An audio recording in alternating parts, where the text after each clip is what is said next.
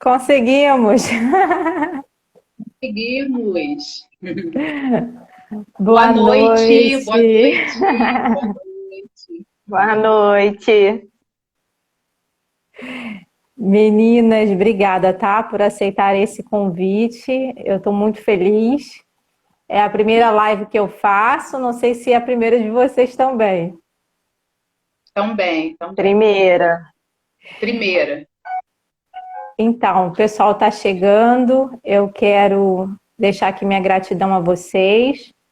São duas amigas queridas. A gente vai fazer uma conversa informal sobre a ansiedade, sobre a depressão, né? Que são situações que têm ocorrido muito na pandemia. A gente tem ouvido muito falar. Por isso que nasceu esse desejo de fazer a live. E aí, essas duas amigas queridas aqui, eu conheci fazendo o curso de psicanálise, né? O curso que nós já fizemos de psicanálise, e elas têm o que falar sobre esse assunto, elas sabem do que eu estou falando, têm propriedade para isso. São duas pessoas muito especiais, são ótimas profissionais, e eu queria iniciar essa fala dando a oportunidade para a Gisele para falar um pouquinho sobre a depressão. Né? Pelo menos eu tenho ouvido muito falar sobre depressão, pessoas que já têm esse quadro depressivo há anos, estão vendo suas situações piorarem devido à pandemia, com a pandemia. Outras pessoas que estavam já em tratamento, mais estabilizadas, hoje têm tido recaídas, e outras pessoas se percebendo depressivas. E eu queria saber, Gisele, mais ou menos assim, explica pra gente o que é depressão. Então, Érica, a depressão junto com a ansiedade é um dos males aí, né, dos nossos dias, do nosso século. E segundo a Organização Mundial de Saúde, inclusive, o Brasil ele é o segundo país na América com maior casos de pessoas com depressão. Então, assim, é algo que precisa realmente da nossa atenção, do nosso cuidado. É algo que a gente precisa estar, uma questão que a gente precisa estar olhando com carinho, né? Porque a gente percebe muito alguns preconceitos e alguns julgamentos com relação à questão da depressão. Né? As pessoas às vezes falam assim, levanta daí, procura alguma coisa para fazer, você tá à toa. Quando na realidade a pessoa depressiva, ela está precisando de ajuda, ela está precisando de empatia, ela está precisando de cuidado e não de julgamento, né? Porque a depressão ela é algo sério, é algo tratável, mas é algo sério. E às vezes a pessoa pode perguntar assim, eu tenho uma tristeza muito grande, eu sou depressivo? Então, depende, né? Porque a depressão, ela tem umas causas assim, bem peculiares, bem particulares, bem subjetivas. Então, aqui a gente vai tentar traçar assim um panorama amplo, né, com relação às questões da depressão, mas óbvio que a gente não vai estar esgotando o tema aqui e é necessário sim que haja um acolhimento maior da pessoa depressiva. Né? A tristeza, a gente consegue diferenciar ela da depressão no sentido de que a tristeza ela é algo pontual, é factual. Né? Aconteceu algo e aquilo ali me deixou triste. Por exemplo, bateram no meu carro, saí para trabalhar, bateram no meu carro, aí fiquei triste. Né? Aquela ali foi uma tristeza, fiquei alguns dias sem o carro, porque estava no concerto, mas aquilo passou. E eu continuei desenvolvendo as minhas atividades. Agora, a depressão não. A depressão ela é algo que, às vezes, a gente não percebe, né? Ela chega de maneira sorrateira e ela vai se instalando, né? E vai crescendo, porque a depressão ela é algo que é um sentimento de tristeza profundo, permanente, ela é duradoura, ela não é rápida como a tristeza, ela costuma durar um certo período, um certo tempo, e ela vem acompanhada de alguns agravantes, de alguns sintomas, não só emocionais, como até mesmo sintomas físicos, né? Ela é uma tristeza permanente, ela faz com que as pessoas comecem a desistir da vida, né? Comecem a querer aposentar as chuteiras, como as pessoas às vezes usam essa expressão, porque ela desiste de coisas que antes trariam enorme prazer, como brincar com os filhos,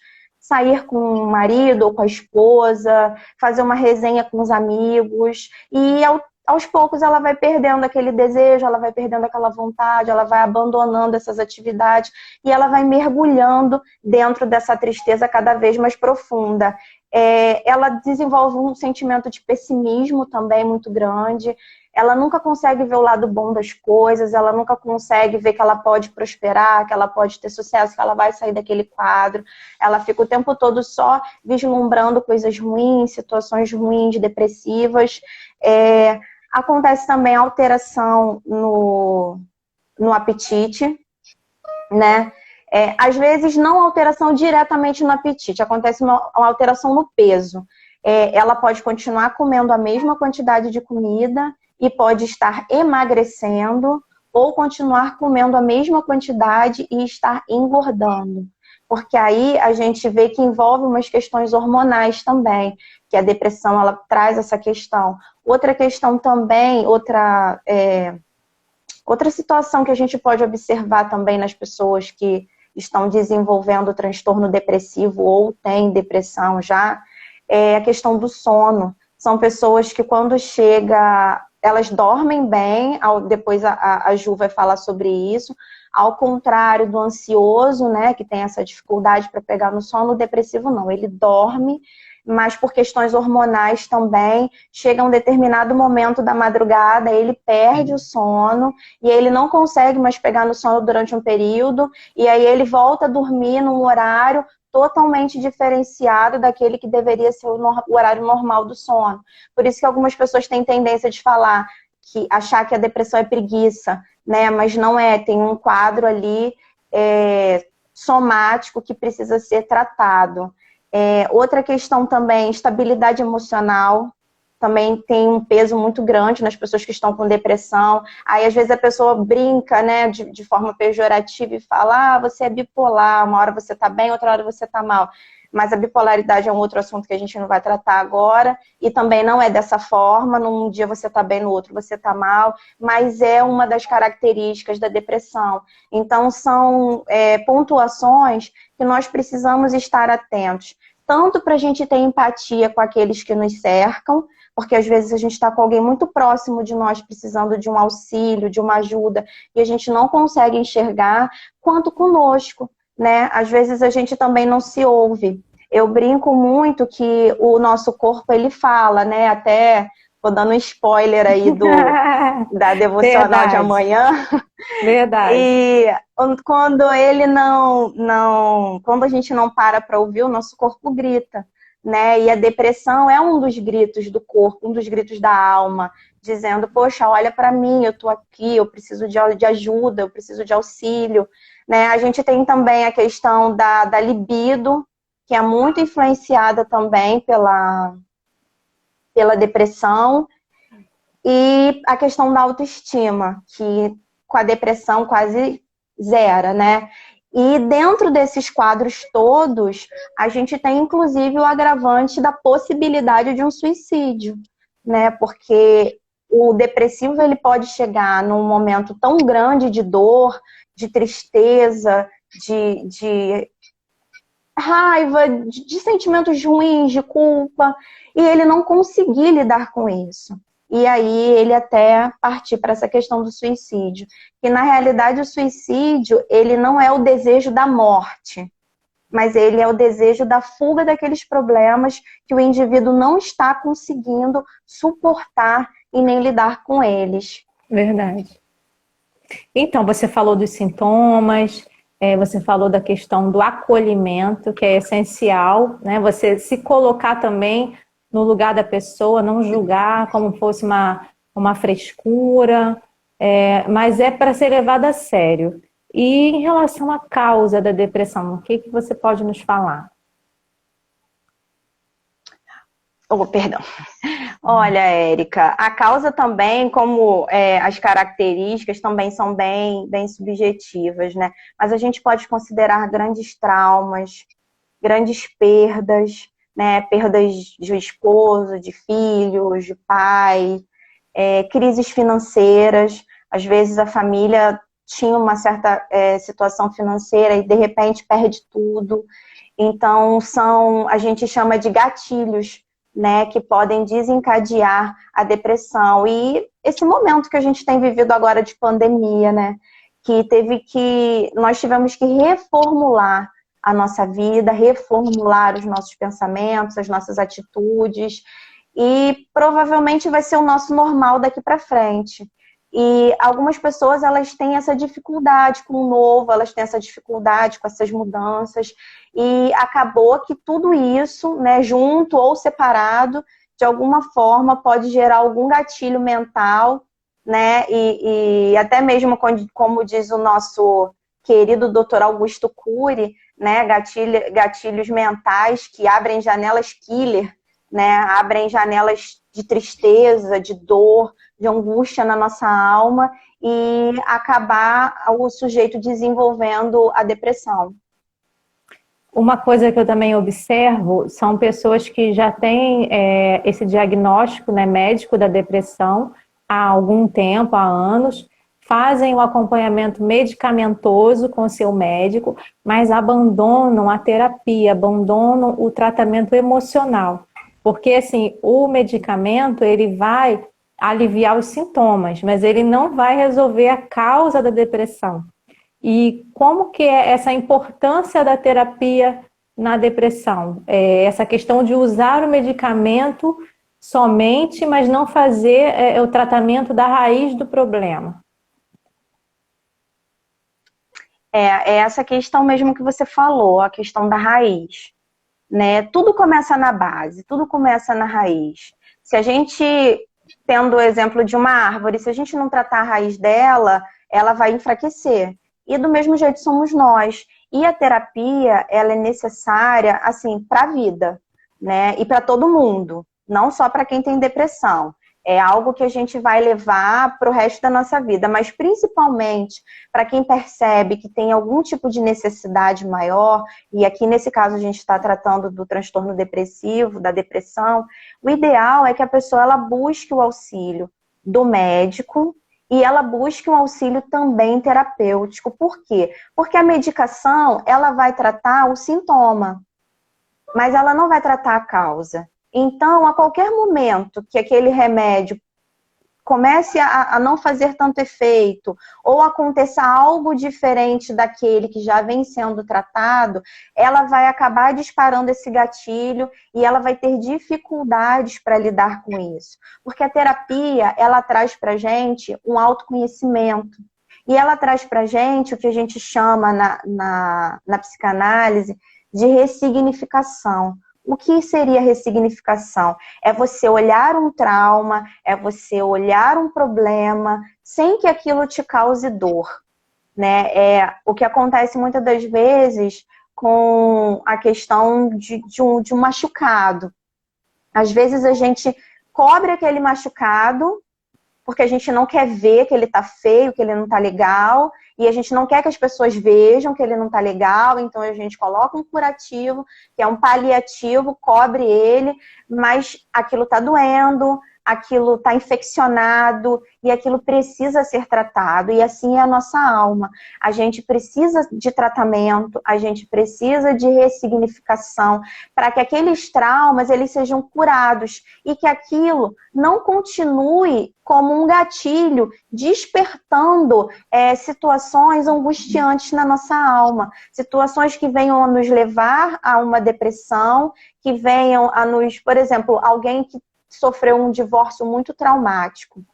Se a pessoa não ressignificar os traumas daquele divórcio, em algum momento da vida, aquilo se transforma em um gatilho e ela vai continuar sofrendo, ela vai passar aquele sofrimento para os filhos, ela não vai conseguir desenvolver uma vida saudável, porque ela vai ficar presa naquilo ali, naquele momento, naquele trauma. Então, assim, é necessário, sim, que a terapia ande paralela, de mãos dadas com a questão medicamentosa, porque o medicamento ele faz efeito, sim, mas ele não trata a causa, ele só trata o exterior, ele não trata o interior, e a terapia ela trata o interior, então aí você tem uma cura de dentro para fora, com muito mais chances de sucesso.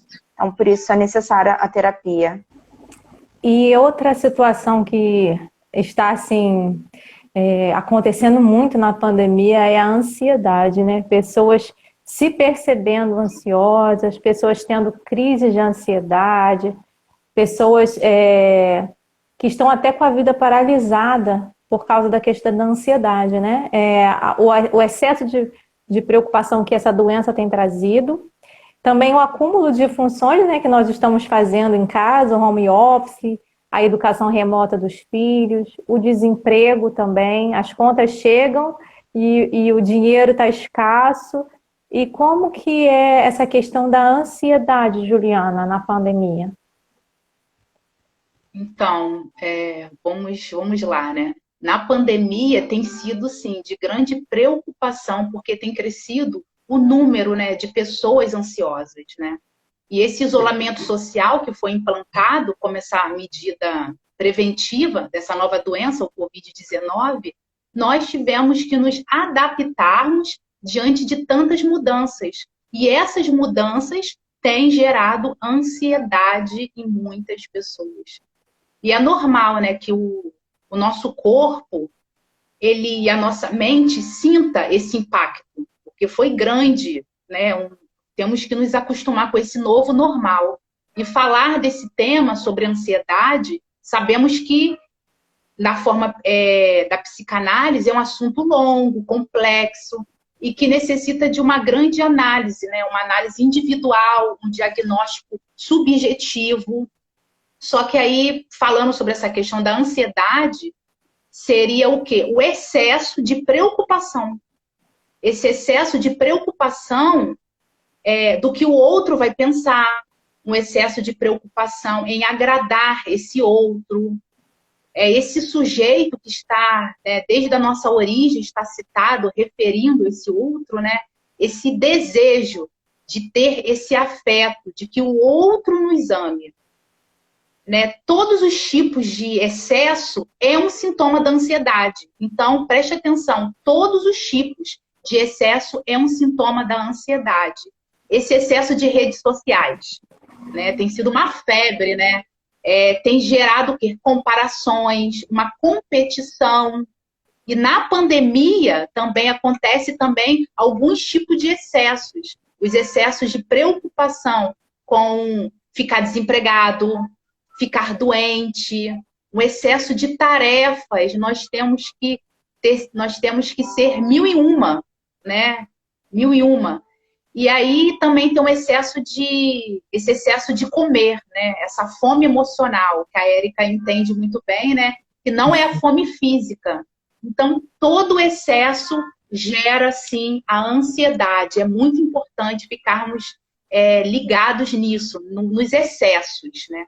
E a ansiedade, numa forma assim, mais teórica, né? Seria essa tentativa desse sujeito de encontrar uma solução para esses conflitos psíquicos, né? Entender que a ansiedade é um sintoma de que há algo de errado. Está acontecendo alguma coisa de errado. E a gente pode dar o exemplo como uma cárie, né? Uma inflamação no dente, né? Se manifesta um sintoma. E eu costumo sempre ilustrar, né, que onde há fumaça, há fogo. E essa fumaça, a gente poderia dizer que é a ansiedade, que seria esse sintoma. E o fogo é esse desejo que está gerando essa ansiedade. A ansiedade, ela vem muito do ansiar alguma coisa, de querer alguma coisa, um desejo. E aí existe, sim, essa tensão entre essa pulsão, né, do id, que gera, né, essa realidade, né, que gera as limitações impostas pelo superego. E a gente pode dizer que o nosso pai da psicanálise, né, Freud, via a origem da ansiedade no nosso id, Esse id aí que vem esses desejos, as frustrações, né, que são inibidas por esse superego. Então, o id sente, deseja, e aí vem o superego para reprovar, né? E aí entra em cena o ego, que é o que escolhe, né? Ele cria esse ego, ele cria um mecanismo de defesa, consequentemente instala o que no ego? A sensação de medo frente a algo que possa ocorrer, que possa acontecer.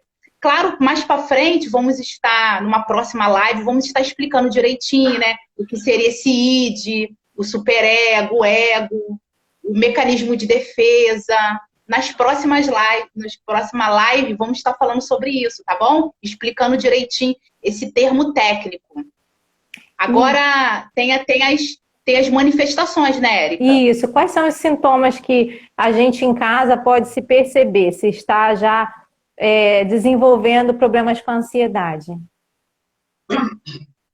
Existe sim um sinal de alerta, né? Manifestações desses sintomas. Existem os sintomas físicos e os sintomas psicológicos.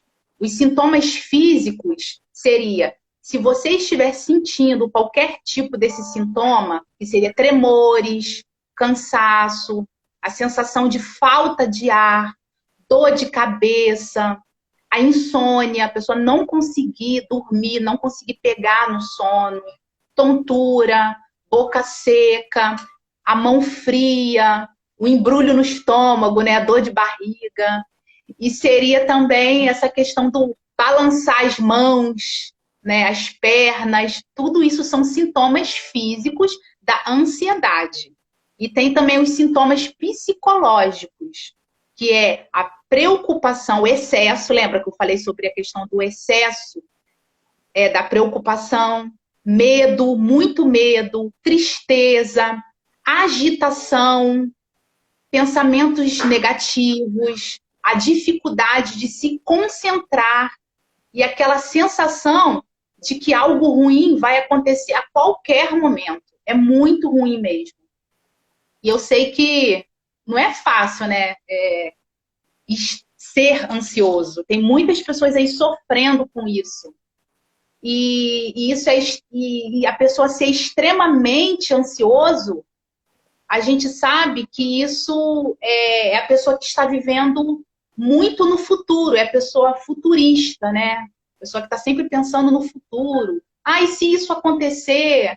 Ah, e se isso não acontecer? A pessoa está sempre no si, no si, no si, né? E aí, quando a gente vê pessoas assim que estão passando assim no seu dia a dia, a gente vê que a pessoa não vive direito, a pessoa acaba perdendo as oportunidades, perde também o aproveitar vida, né? E estar nesse estado ansioso é exatamente isso, é um estado, e é um estado que vicia. Quanto mais você alimenta, quanto mais você repete, mais forte fica isso aqui na sua mente, né? Esses estados. E aí nós temos que, então, o quê? Buscar estar viciado em estar se sentindo o quê? Tranquilo, em paz, se sentir bem, ser paciente, estar feliz, poderoso. Temos que estar decidindo sair desse estado, né? Desse estado ansioso. E assim, hoje mais cedo a gente estava conversando e você estava me falando dessa importância do autoconhecimento, de assumir a sua verdade, de ter integridade em quem você é, no processo de ansiedade, né? Porque o ansioso, ele sempre está na expectativa do desejo do outro, né? E qual é essa importância do autoconhecimento, da autoaceitação nesse processo? Então, é muito importante essa questão do autoconhecimento. Porque nós somos o quê? Nós temos o hábito de nós carregarmos as pessoas aqui e aqui dentro. E isso gera essa ansiedade, né? Nesse pensar, temos que estar pensando no presente, no futuro, né? Sempre pensar no que você quer. Qual é o seu objetivo, o que você deseja, qual é os seus planos, qual é o seu prazer.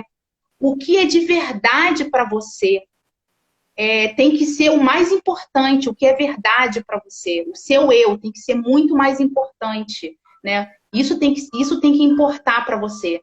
Pensar mais em você. Isso, consequentemente, vai ajudar no tratamento da ansiedade. E vai ajudar o quê? Não gerar ansiedade, que é isso que nós queremos aqui, né? É verdade. E esse autoconhecimento, a terapia ajuda muito, né, meninas? Ajuda. Total, com certeza. E aí eu queria perguntar para a Gisele a questão da depressão. Quais são, assim, as formas que nós podemos cuidar dessa depressão, tratar essa depressão? A partir de agora, a pessoa ouvindo isso se percebe entrando num processo depressivo. Como agir a partir de agora? Então, como a gente falou aqui, primeiro o autoconhecimento.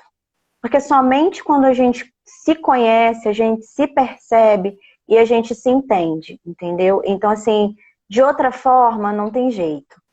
E com isso, a gente procura proteger os nossos sentimentos, para a gente não se entristecer tanto, para a gente não pesar tanto aquilo que o outro traz para a gente. E fundamental, gente, quem estiver com algum sintoma depressivo ou tiver com alguém por perto que esteja com transtorno depressivo ou apresentando características, é necessário um acompanhamento médico. É necessário que tenha-se um laudo médico e que esse médico realmente diga que a pessoa tem o transtorno depressivo, e aí é necessário um acompanhamento médico, jamais automedicação, jamais autodiagnóstico, só quem pode diagnosticar é o psiquiatra. Então a pessoa vai procurar um médico e, paralelo a isso, terapia. Não tem como a gente ter sucesso somente com o procedimento medicamentoso. A terapia ela é essencial, ela é fundamental, ela é primordial para o sucesso do tratamento. E com isso, a gente vai conseguir sair de casa, a gente vai conseguir praticar atividade física, a gente vai conseguir manter a nossa vitamina D em dia, porque ela influencia lá naqueles hormônios que a gente falou com relação à questão da alimentação, com relação à questão do sono, isso é muito importante. A gente vai conseguir começar a se relacionar com as pessoas que estão à nossa volta, com os nossos familiares, com os nossos amigos, e isso vai ajudar no sucesso do tratamento contra a depressão. Juliana, antes de eu te perguntar sobre a questão do tratamento da ansiedade, muitas pessoas me procuram se percebendo comendo demais, né, com a ansiedade. Muitas pessoas descontam a sua ansiedade na comida, mas não é fome, né?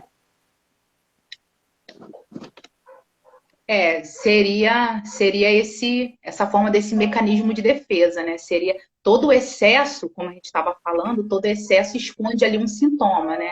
E todo excesso, e o excesso na tua área, como você já sabe, né? Esse excesso dessa fome emocional, né? Com certeza é um sintoma, sim, de ansiedade e tem que ser tratado.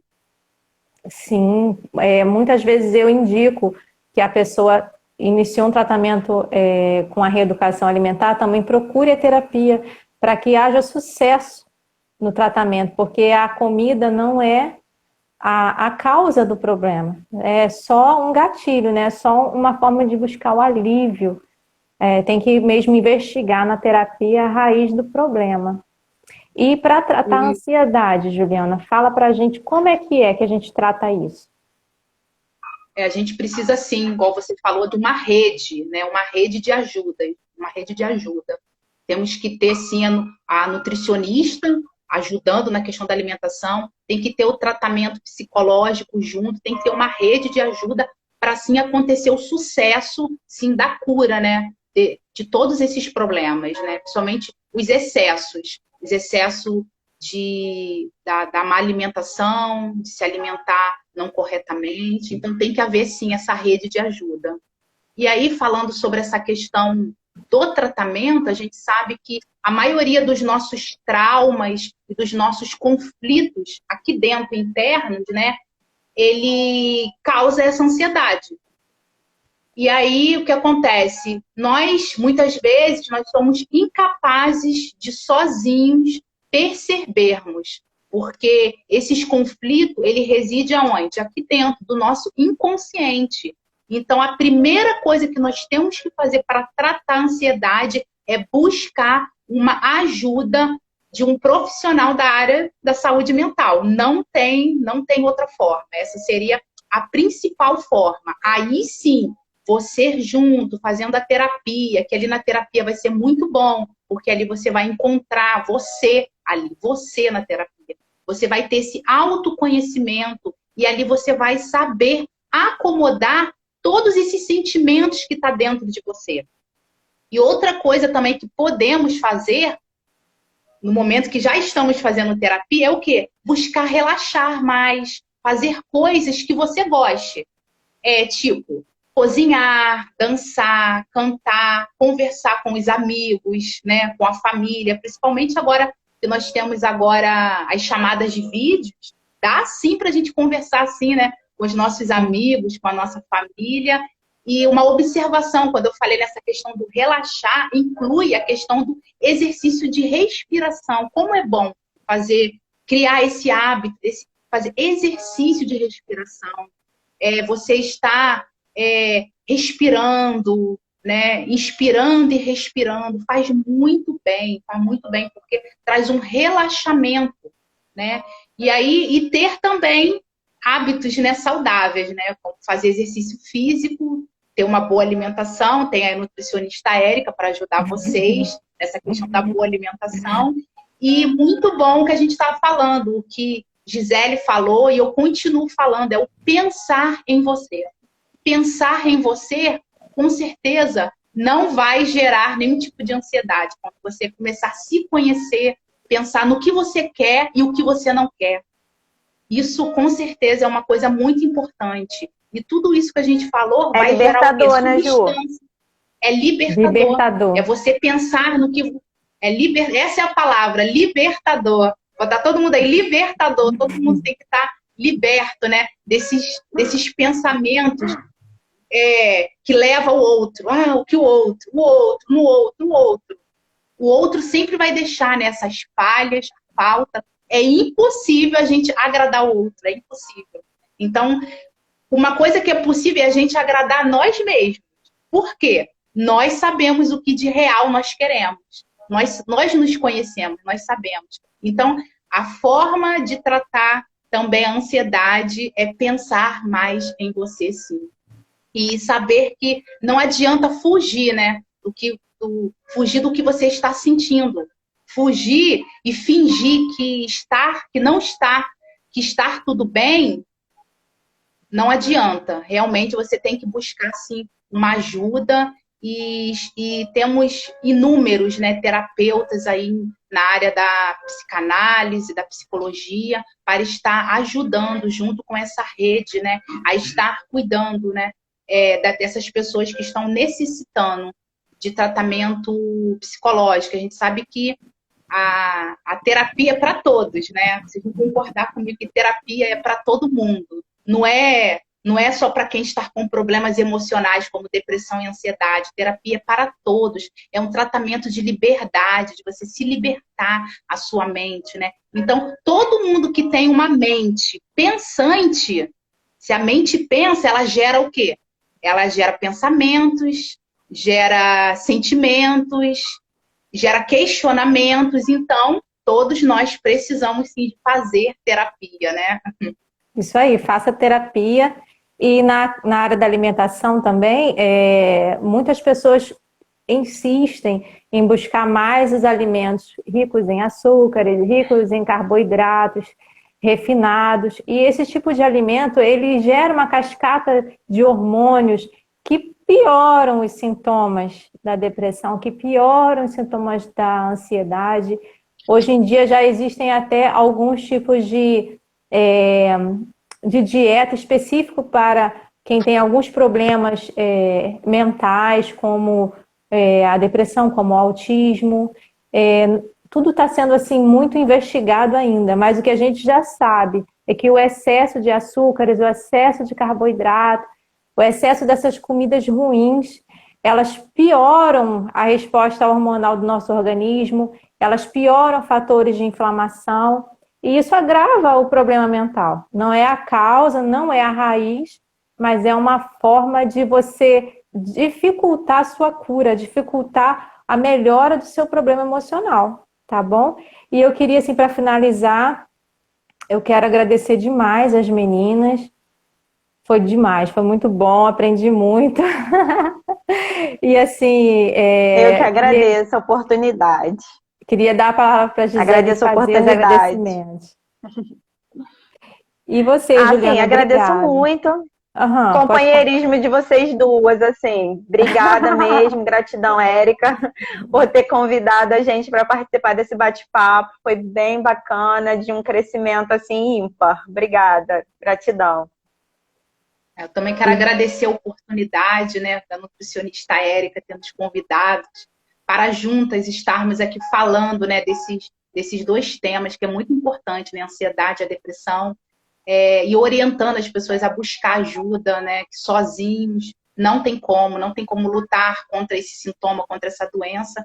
E agradecer também a Gisele, essa parceria de juntas aqui, né, e eu acredito que vamos ter oportunidades para fazermos outras lives, né? Para estar ajudando outras pessoas também. Isso aí, olha, foi muito legal, foi muito enriquecedor. Eu tenho certeza que quem também assistiu, quem vai ver depois, vai gostar demais das informações, do conhecimento, da simplicidade que tudo foi tratado, ao mesmo tempo técnico. Eu agradeço demais. Vocês são duas corajosas, tá? Aceitar o meu convite. Somos três, somos três. E é isso, meninas. Obrigada. Obrigada a todo mundo que assistiu. E o contato das meninas vai estar na descrição desse vídeo, tá bom? Pode acessar lá que vai estar nos fazendo as Obrigada a gente. todos aí. Obrigada. Obrigada a todos, tá? Obrigada, beijo, gente. pessoal. Beijo. Tchau. Tchau.